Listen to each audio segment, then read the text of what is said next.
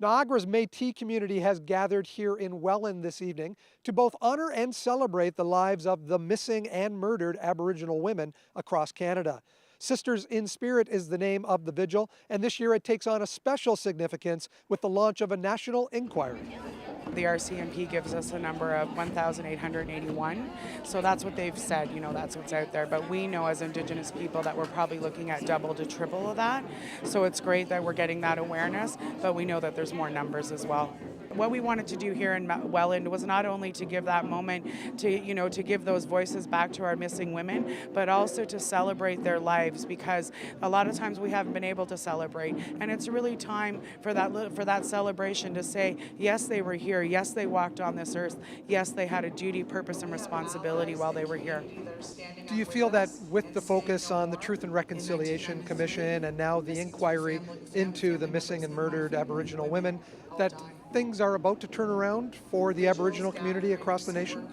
I think that there's lots of opportunity for things to be turned around. We're really lucky right now that we have the Liberal government that really supports the Indigenous way of being and, again, getting our voices back. So we're seeing changes right now in the front, as frontline workers, as an Indigenous person, I see those changes. I've been working in victim services in EVA for probably my whole life, but structuredly for 15 years. So in the last 5 years, I've seen the programs grow enormously, especially here at the MNO.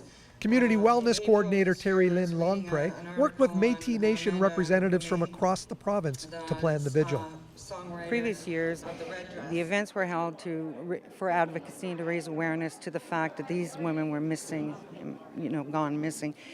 This year, the Métis, we've kind of put a celebration of life, and you're going to see that throughout the night. We'll be celebrating their lives. It's not. We're still always raising awareness to these women, but it's a celebration of life tonight. Terry Lynn, what does the Metis Nation of Ontario Welland chapter do for its members?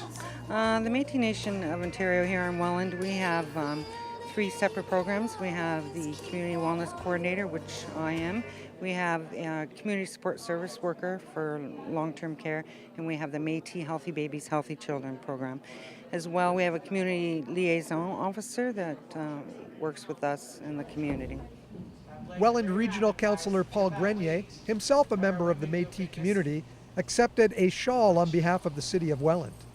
Just totally taken aback by the importance of what they gave us here this evening. To be the custodian of this blanket with the ribbons for each of the murdered and missing Indigenous women across the country, and for the City of Welland to have to hold on to that for a year is truly an honor, and for service to the community over the years as a proud member of the Métis. To present me with this evening is truly an honor to be here and to have these given to me. Let's talk about that blanket. It was mentioned when it was presented to you. Can you feel the weight of the 1,881 women? Yes, I think that is an important role for all of us to play in public life, and to understand the need to truly help the families on their journey towards closure, and to gain strength with the tragedy in their lives, but also to understand our role as public servants to move towards a more position of reconciliation with our First Nation communities, and particularly finding the root causes of why we're the scourge of this across Canada of murdered and missing Indigenous women.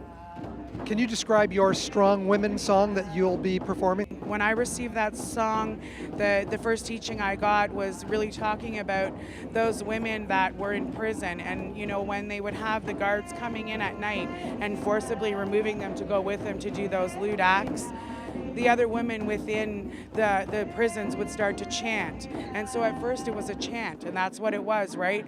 And they would chant that song with the heartbeat the whole time until that woman came back to her cell. That was a way of knowing when we stopped singing, we knew she was okay. Strong Women is also a time and a song that it brings us together, and again, it uplifts and it says we're not doing this anymore, right? Women have a duty, purpose, and responsibility here on earth. One of that is that we're the life givers, life carriers, and life sustainers here. We are a gift from creation and from Creator. The very first Sisters in Spirit Vigil in the city of Welland brought together about 150 members of the community in both solemn reflection and celebration. Reporting in Welland for The Source, I'm Mike Balsom.